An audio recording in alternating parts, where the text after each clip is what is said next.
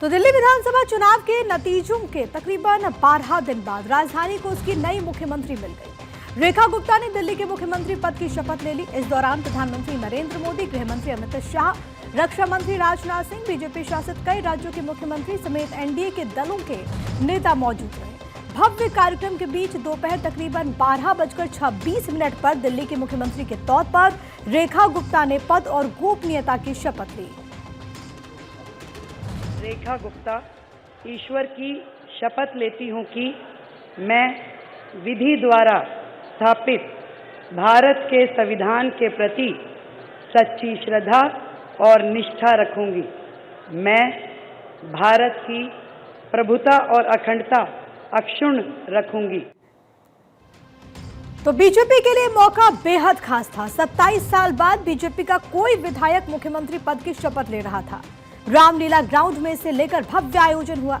इसमें हजारों बीजेपी कार्यकर्ता मौजूद रहे। शपथ ग्रहण समारोह के दौरान बीजेपी कार्यकर्ताओं का जोश खासा हाई था। इस शपथ के बाद से दिल्ली में आज से रेखा राज की शुरुआत हो गई। शालीमार बाग सीट जीतकर रेखा गुप्ता पहली बार की विधायक बनी। कुछ बड़ी बातें दिल्ली में महिला शक्ति से जुड़ी हुई आपको बता रहे हैं। रेखा गुप्ता दिल्ली की चौथी महिला मुख्यमंत्री बन चुके हैं। इससे पहले सुषमा स्वराज, शीला दीक्षित, आतिशी दिल्ली की मुख्यमंत्री रही।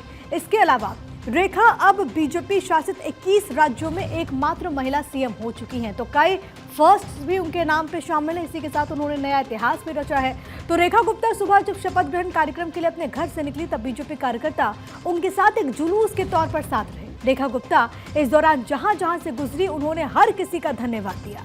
बीजेपी ने रेखा गुप्ता को मुख्यमंत्री बनाने के बाद एक बार फिर से ये साबित किया कि पार्टी में हर कार्यकर्ता उसके लिए खास है और बीजेपी में कुछ नहीं पता किसे कब कौन सी जिम्मेदारी मिल जाए। रेखा गुप्ता का राजनीतिक सफर संघर्षों, उपलब्धियों से भरा रहा।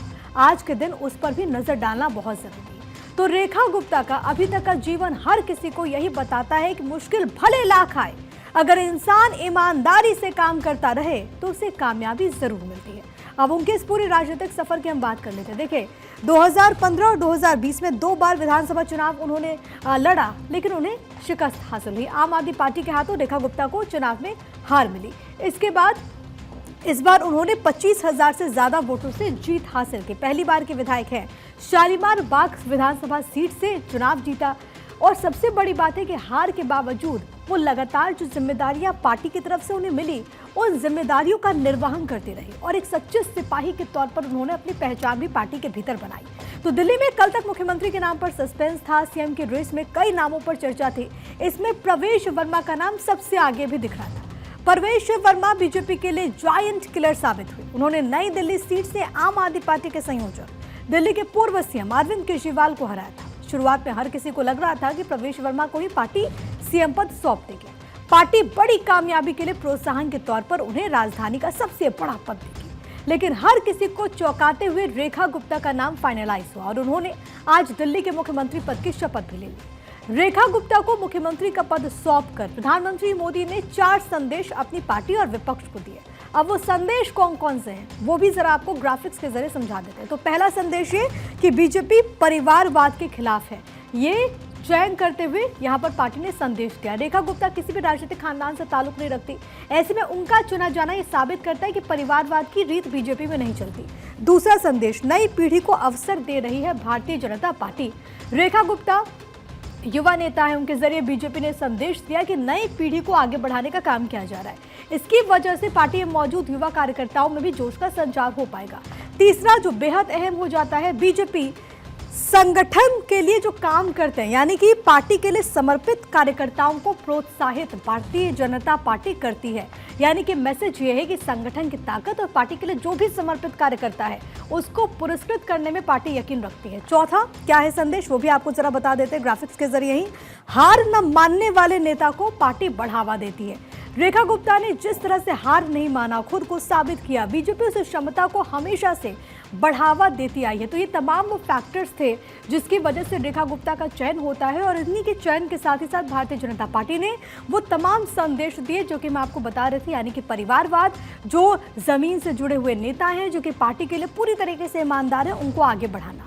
इधर दिल्ली के मुख्यमंत्री पद के लिए रेखा ने शपथ तो ली, उधर रेखा गुप्ता को बधाइयों का तांता भी लगाया। बीजेपी नेताओं समेत कई दल के नेता उसमें शामिल रहे। इसमें अगर हम बात करें तो मुख्यमंत्री रेखा गुप्ता के अलावा 6 मंत्रियों ने शपथ ली। इनमें अरविंद केजरीवाल को हराने वाले प्रवेश वर्मा भी शामिल थे। प्रवेश वर्मा ने यहां पर शपथ ग्रहण की। मैं परवेश साहिब सिंह ईश्वर की शपथ लेता हूं कि मैं विधि द्वारा स्थापित भारत के संविधान के प्रति सच्ची श्रद्धा और निष्ठा रखूंगा। तो प्रवेश वर्मा मुख्यमंत्री पद के लिए एक बड़े उम्मीदवार माने जा रहे थे, लेकिन आखिरी में बाजी रेखा गुप्ता ने मार ली।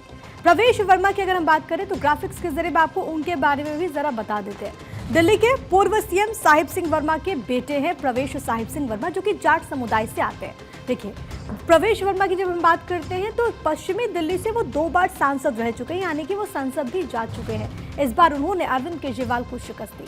खुद प्रवेश वर्मा ने कल रेखा गुप्ता का नाम मुख्यमंत्री पद के लिए प्रस्तावित किया था और शायद यही भारतीय जनता पार्टी की खासियत भी है।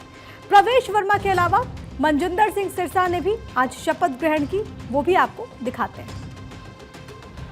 मैं मनजिंदर सिंह सिरसा परमात्मा ਦੀ ਸਹੁੰ ਚੁੱਕਦਾ ਹਾਂ ਕਿ ਕਾਨੂੰਨ ਵੱਲੋਂ ਸਥਾਪਿਤ ਭਾਰਤ ਦੇ ਸੰਵਿਧਾਨ ਲਈ ਸੱਚੀ ਸ਼ਰਧਾ ਅਤੇ ਵਫਾਦਾਰੀ ਰੱਖਾਂਗਾ।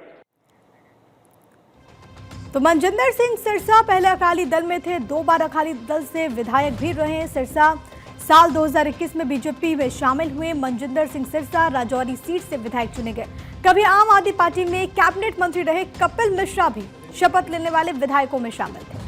कपिल मिश्रा के बारे में भी उनका जो राजनीतिक सफर रहा ग्राफिक्स के जरिए आपको हम समझाएंगे, क्योंकि करावल नगर विधानसभा सीट से उन्होंने चुनाव जीता था। कपिल मिश्रा इस वक्त दिल्ली बीजेपी के उपाध्यक्ष भी हैं। उन्होंने भी आज यहां पर शपथ ग्रहण की। तो मुख्यमंत्री रेखा गुप्ता समेत प्रवेश वर्मा, मनजिंदर सिंह सिरसा, कपिल मिश्रा के अलावा पंकज कुमार सिंह, रविंद्र इंद्राज और आशीष सूद ने भी शपथ ली। ये तस्वीरें हम आपको इस वक्त दिखा रहे हैं। इन 7 तस्वीरों के जरिए हम आज दिल्ली में हुए शपथ ग्रहण की एक एक तस्वीर आपको इस वक्त दिखा रहे हैं। ये तस्वीरें बीजेपी के लिए ऐतिहासिक है। मुख्यमंत्री रेखा गुप्ता के सामने कई तरह की चुनौतियां भी हैं। यमुना साफ करना जिसमें सबसे बड़ा काम है। रेखा गुप्ता अपनी जुझारू छवि को दुनिया को दिखा चुकी हैं, लेकिन अब बारी है उन्हें यह दिखाने की कि दिल्ली वालों से किया गया बीजेपी का हर वायदा वो पूरा करके दिखाएंगे। फिर चाहे यमुना की सफाई हो या महिलाओं को 2500 प्रति महीने देने की बात।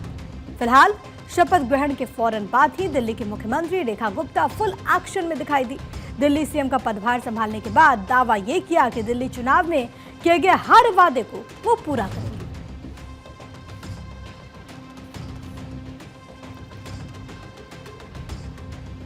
और इसी बीच क्योंकि कैबिनेट की मीटिंग भी अब शुरू हो रही है, तो ये तस्वीरें हम आपको इस वक्त दिखा रहे हैं, जहां पर मुख्यमंत्री के साथ तमाम बड़े चेहरे कैबिनेट के वो यहां पर पहुंचना शुरू हो चुके हैं। 6 मंत्री जो कि यहां पर पहुंच रहे हैं और ऐसे में पहली कैबिनेट की बैठक, तो पहली बैठक में क्या होता है फैसला उस पर सबकी निगाह रहेगी। बहुत अहम कैबिनेट की पूरी बैठक हो जाती है, क्योंकि जो फैसले लिए जाएंगे कहीं ना कहीं उसके जरिए भी एक संदेश देने की कोशिश की जाएगी।